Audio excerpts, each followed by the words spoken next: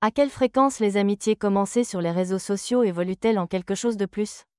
Souvent, la réalité se révèle être bien plus décourageante que les illusions créées par la correspondance en ligne. Cependant, il existe des exceptions.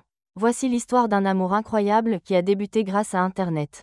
Une jeune femme du Kazakhstan a vu une publication d'un homme souffrant d'un handicap sévère, dans laquelle il exprimait sa tristesse de ne plus pouvoir marcher dans l'herbe, nager dans la rivière ni expérimenter l'amour.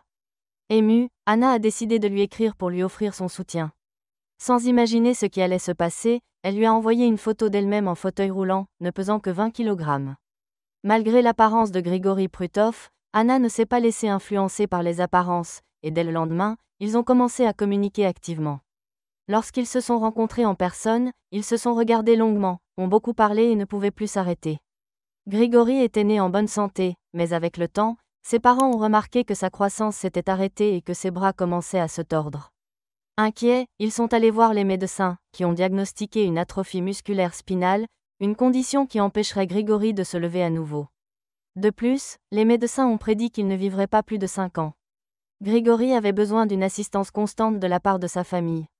Sa mère lui consacrait tout son temps, effectuant divers exercices avec lui, tandis que ses parents accumulaient de lourdes dettes en tentant de consulter plusieurs spécialistes sans succès. Afin de pouvoir communiquer avec d'autres personnes, Grigory s'est familiarisé avec l'ordinateur et a noué de nombreuses amitiés sur les réseaux sociaux, ce qui l'a finalement conduit à rencontrer Anna. En 2013, le couple a déménagé chez Andrei Malakov, où Grigory a demandé Anna en mariage. Malgré leur mariage, beaucoup doutaient des sentiments d'Anna et la critiquaient sur Internet, suggérant que son intérêt était de se procurer un permis de résidence ou de l'argent. En même temps, Grigory n'avait pas de maison propre, le couple vivait en location et il recevait une pension d'invalidité très faible, il était donc difficile de croire qu'il y avait des gains matériels en jeu. Anna s'occupait constamment de son mari. Au fil du temps, le couple a eu un fils en bonne santé qu'ils ont appelé Alexei, et ils ont rapidement acheté un appartement grâce à un prêt hypothécaire. Grigory soutient la famille en travaillant sur le développement de sites web, en gérant un blog et en créant des vidéos de vœux, tandis qu'Anna est passionnée par la photographie. Malgré toutes les difficultés, leur famille est véritablement heureuse, et c'est ce qui compte.